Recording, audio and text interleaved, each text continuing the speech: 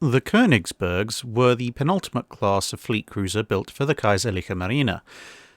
German protected and then light cruiser design had progressed incrementally but rapidly in the past decade, and so it was not felt that an especially radical increase in capability was needed.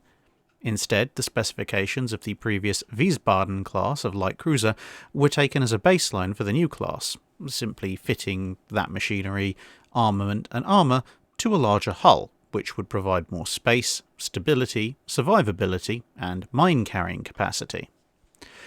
Whilst these design principles were agreed in 1913, the 4 ships of the class were not laid down until 1914 for the first 2 and 1915 for the second pair, their build times thus largely, or entirely, falling in the World War I period, which meant they took longer than usual to enter service, the earliest entry into service being the latter half of 1916 and the latest entry early 1917, overall adding about 4 to 6 months to build time compared to similar German ships built entirely in peacetime. With one exception, the second ship of the class completing in about the same time as pre-war ships. Ostensibly ordered to replace much older vessels, Gazelle, Nymph, Niobe and Thetis, due to the ongoing war losses, not only were all 4 of the older ships still around when the new ships were commissioned, albeit that Gazelle at this point was being used as a hulk due to suffering mine damage,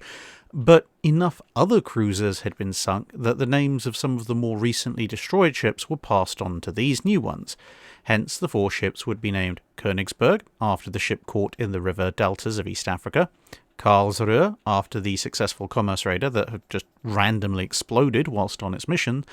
Emden, after the ship that really needs no further explanation, and Nürnberg, after one of von Spey's ships which had been sunk at the Battle of the Falkland Islands. They were armed with 8 single 150mm or 5.9-inch guns that showcased pretty much every stage of cruiser armament positioning over the past couple of decades, with 2 forwardmost guns placed side by side, whilst the next 4 were mounted down the sides of the ship, with 2 per side, and the final 2 were placed in super-firing positions aft.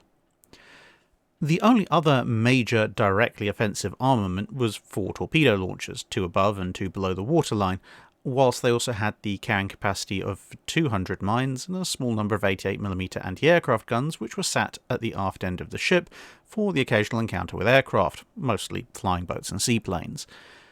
All of the ships were powered by a pair of turbines which pushed 31,000 shaft horsepower through 2 screws for a top speed of just under 28 knots. Karlsruhe differed slightly in using geared instead of direct drive turbines, reflecting a German practice at the time to sometimes give a single ship in a class an experimental drive system in order to compare performance to its otherwise identical sister ships. As with every single fleet light cruiser designed for the Kaiserliche Marine, the ships carried a 60mm or 2.4-inch main belt, with the deck armour matching this at its thickest point. Due to the extended build times, none of the ships would see action at Jutland, but would be fairly active thereafter, with the entire class assigned to the German fleet operations in the Baltic against the Russians, and 2 of the class seeing action at the Second Battle of Heligoland Bight, where Königsberg got a little bit of a haircut courtesy of HMS Repulse, which blew over all 3 funnels with a single 15-inch shell hit. Emden, which could be distinguished from its sisters by the big iron cross mounted on the bow in recognition of her predecessor, was assigned to lead the German torpedo boat units, whilst the other 3 took up positions in the 2nd Scouting Group, supporting the battle cruisers of 1st Scouting Group. As such, they would have been front and centre of Scheer's plan for one last great battle to grant Germany a better position at peace negotiations, but a series of mutinies, spreading largely amongst the battleships of the fleet, cancelled that operation, and shortly thereafter the armistice saw all ships of the class, except Königsberg, sail for Scapa Flow and internment. The exception being because Königsberg was playing the role of ferry for the naval officers negotiating the internment.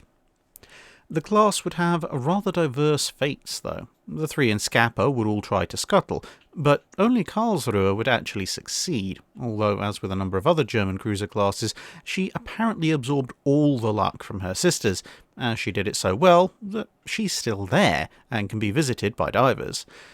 Emden and Nuremberg were run aground by British sailors and, once refloated, were used as target ships by the French and British navies respectively post-war. Königsberg, which was still in Germany, would end up being ceded to France, renamed Metz, and flew the tricolour for over a decade before being sold for scrap in the early 1930s. That's it for this video. Thanks for watching. If you have a comment or suggestion for a ship to review, let us know in the comments below. Don't forget to comment on the pinned post for dry dock questions.